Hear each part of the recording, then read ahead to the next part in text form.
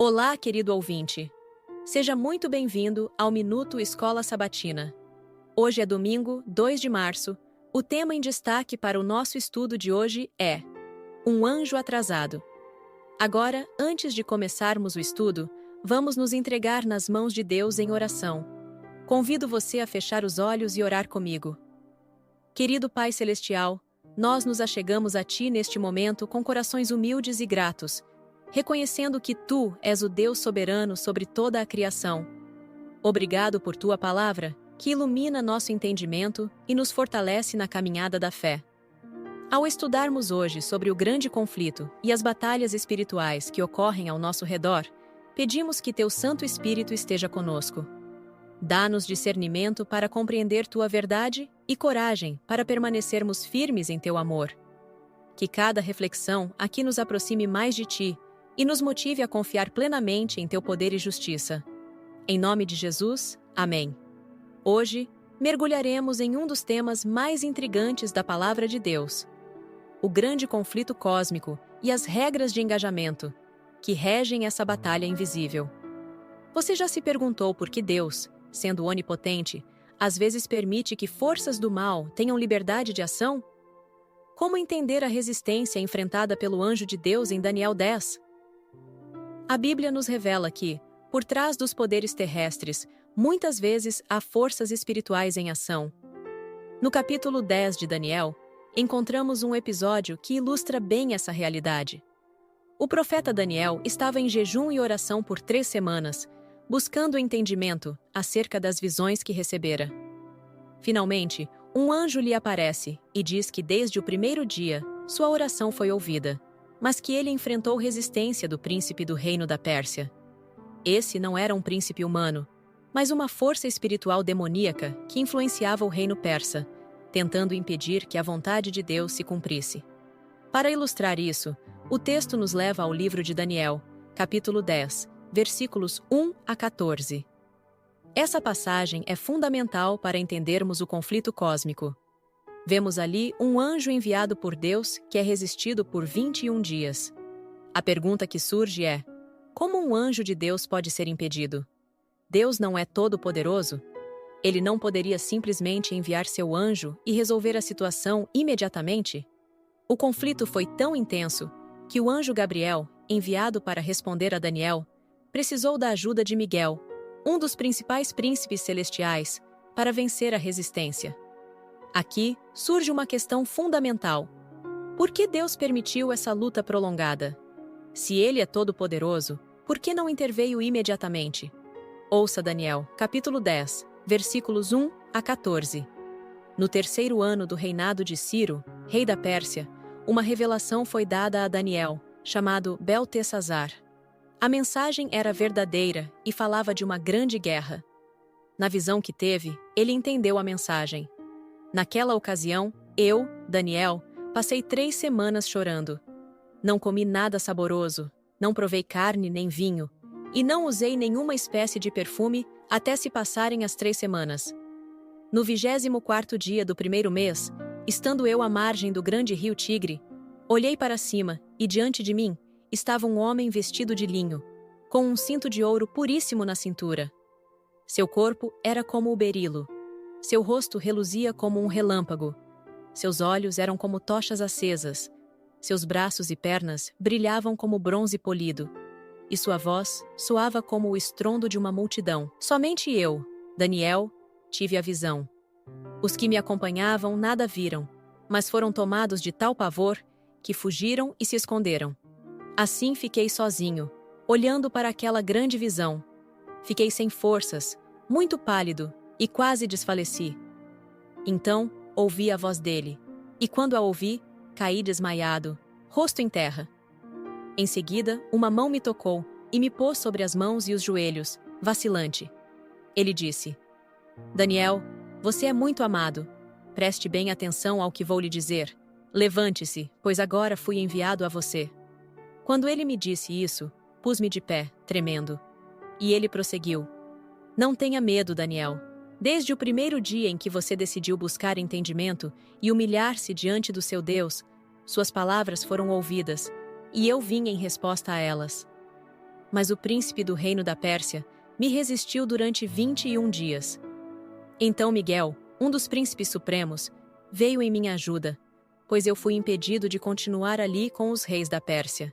Agora vim explicar-lhe o que acontecerá ao seu povo no futuro, pois a visão se refere a uma época ainda por vir. Pergunta: o que Daniel, capítulo 10, versículos 1 a 14, especialmente os versículos 12 e 13, nos ensina sobre o grande conflito? Por que o anjo enviado por Deus foi resistido durante 21 dias? Ellen White, no livro Profetas e Reis, nos dá uma visão esclarecedora sobre essa batalha espiritual. Ela explica que Gabriel lutou contra os poderes das trevas para conter as influências malignas sobre a mente do rei persa, Ciro. O objetivo era que Ciro tomasse decisões favoráveis ao povo de Deus. Isso nos mostra que, no grande conflito, há princípios divinos em jogo. Deus não age de forma arbitrária ou impositiva. Ele respeita o livre-arbítrio e trabalha por meio do amor e da persuasão, não da coerção. Essa dinâmica nos leva ao conceito das regras de engajamento no conflito cósmico. Deus, em sua sabedoria infinita, estabeleceu parâmetros dentro dos quais esse conflito se desenrola. Se ele anulasse completamente o poder do inimigo de maneira arbitrária, o grande conflito perderia seu propósito. A questão central desse conflito não é apenas quem é mais forte, mas quem governa com justiça e amor verdadeiro. O que aprendemos com essa passagem de Daniel? Primeiro, que nossas orações têm um impacto real na batalha espiritual. O jejum e a súplica de Daniel desencadearam ações no mundo invisível, mostrando que Deus responde aos clamores de seus filhos. Segundo, que Deus é soberano, mas age dentro dos limites do amor e da liberdade moral. Ele não força decisões, mas trabalha para influenciar corações e vencer pelo amor. E terceiro, que mesmo quando parece haver demora na resposta de Deus, podemos confiar que Ele está atuando nos bastidores, lutando por nós. Vamos falar sobre o grande engano de Satanás nos últimos dias e como a profecia bíblica nos adverte contra suas ciladas. Nosso estudo se baseia no trecho de Testemunhos para si na Igreja, volume 5, página 593, e em Apocalipse, capítulo 13, versículo 14, onde lemos sobre os sinais e maravilhas que Satanás fará para seduzir os habitantes da terra. Esse é um assunto de extrema relevância porque estamos caminhando para o desfecho da história deste mundo. Como podemos discernir entre o verdadeiro e o falso? Como nos proteger contra os enganos do inimigo? Essas são perguntas essenciais que responderemos juntos, à luz das Escrituras. Desde o princípio, Satanás usou a astúcia e o engano para desviar a humanidade do caminho de Deus.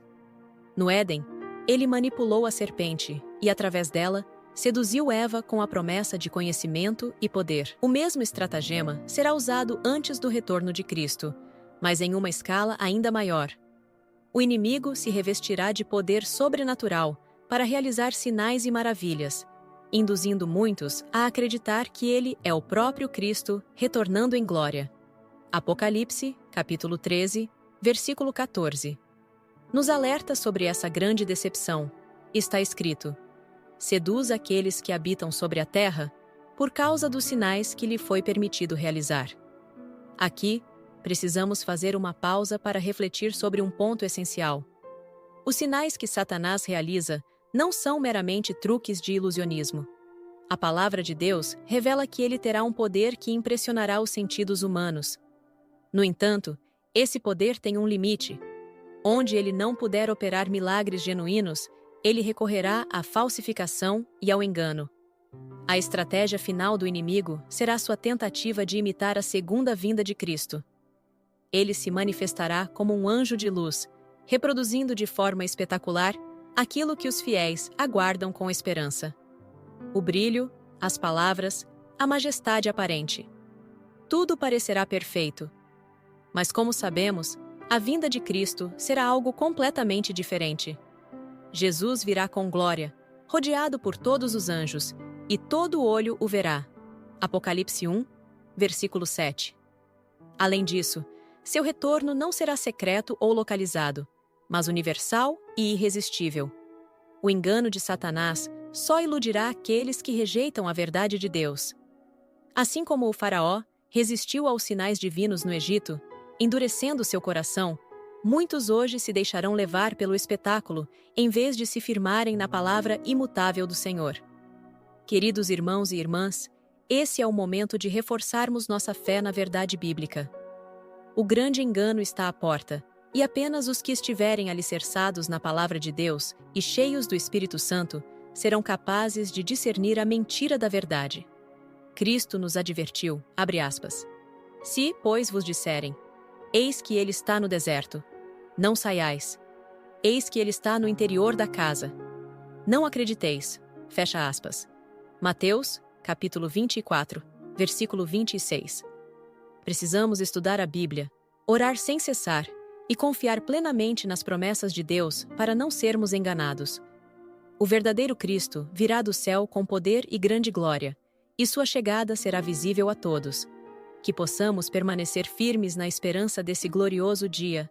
Que o Senhor nos fortaleça e nos guarde no seu caminho. Amém. Agradecemos por estar conosco em mais um episódio do Minuto Escola Sabatina.